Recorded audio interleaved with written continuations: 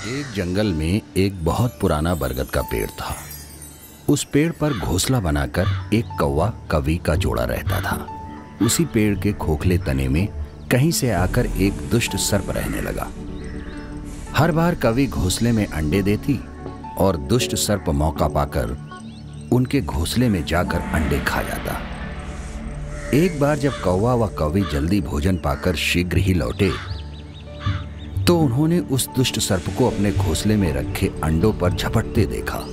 अंडे खाकर सर्प चला गया। कौवे ने कवि को ढांढस बंधाया।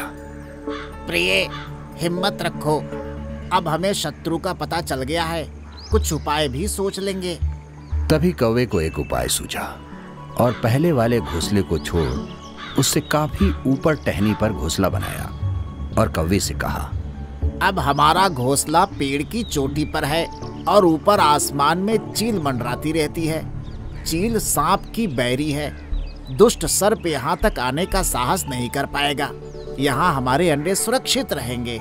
इस तरह कुछ दिन बाद कवि ने अंडे दिए। अंडे सुरक्षित रहे और उनमें से बच्चे भी निकल आए। उधर सर्प उनका घोंसला खाली देखकर ये समझा कि उसके डर से कौवा कवि शायद वहां से चले गए हैं। पर दुष्ट सर्प टोह लेता रहा था। उसने देखा कि कौवा कवि उसी पेड़ से उड़ते हैं और लौटते भी वहीं हैं। उसे ये समझते देर नहीं लगी कि उन्होंने नया घोंसला उसी पेड़ पर ऊपर बना रखा है। एक दिन सर्प खो से निकला और उसने कौवों का नया घोंसला खोज लिया। घोंसले में कौवा दंपति के 3 नवजात शिशु थे। दुष्ट सर्प उन्हें एक एक करके निगल गया और अपने खोह में लौटकर आराम करने लगा। कौवा व कौवी लौटे तो घोंसला खाली पाकर सन्न रह गए। घोंसले में हुई टूट फूट व नन्हे कौवों के कोमल पंख बिखरे देखकर वो सारा माजरा समझ गए। कवि बिलख उठी। तो क्या हर बार मेरे बच्चे सांप का भोजन बनते रहेंगे? नहीं, ये माना कि हमारे सामने विकट समस्या है, पर यहाँ से भागना भी उसका हल नहीं है। विपत्ति के समय ही मित्र काम आते हैं। हमें लोमड़ी मित्र से सलाह लेनी चाहिए। दोनों तुरंत ही लोमड़ी के पास गए। लोमड़ी ने अपने मित्रों की दुख भरी कहानी सुनी।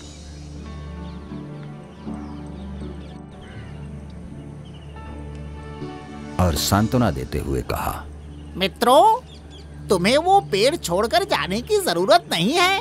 मेरे दिमाग में एक तरकीब आई है जिससे उस दुष्ट सर्प से छुटकारा पाया जा सकता है। लोमड़ी ने अपने चतुर दिमाग में आई तरकीब बताई। लोमड़ी की तरकीब सुनकर कौवा कवि खुशी से उछल पड़े। उन्होंने लोमड़ी को धन्यवाद दिया और अपने घर लौट आए। अगले ही दिन योजना अमल में लानी थी। उसी वन में बहुत बड़ा सरोवर था। उसमें कमल और नरगिस के फूल खिले रहते थे। हर मंगलवार को उस प्रदेश की राजकुमारी अपनी सहेलियों के साथ वहां जल क्रीड़ा करने आती थी। उनके साथ अंगरक्षक तथा सैनिक भी आते थे। इस बार राजकुमारी आई और सरोवर में स्नान करने जल में उतरी तो ये योजना के अनुसार कौवा उड़ता हुआ वहां आया। उसने सरोवर तट पर राजकुमारी तथा उसकी सहेलियों द्वारा उतार कर रखे गए कपड़ों व आभूषणों पर नजर डाली। कपड़े से सबसे ऊपरी था राजकुमारी का प्रिय हीरे व मोतियों का विलक्षण हार। कवि ने राजकुमारी तथा सहेलियों का ध्यान अपनी ओर आकर्षित करने के लिए कांव कांव का शोर मचाया। जब सबकी नजर उसकी ओर घूमी तो कौवा राजकुमारी का हार चोंच में दबाकर ऊपर उड़ गया। सभी सहेलियां चीखीं, देखो देखो, वो राजकुमारी का हार उठाकर ले जा रहा है। सैनिकों ने ऊपर देखा तो सचमुच एक कौवा हार लेकर धीरे धीरे उड़ता जा रहा था। सैनिक उसी दिशा में दौड़ने लगे। कौवा सैनिकों को अपने पीछे लगाकर धीरे धीरे उड़ता हुआ उसी पेड़ की ओर ले आया।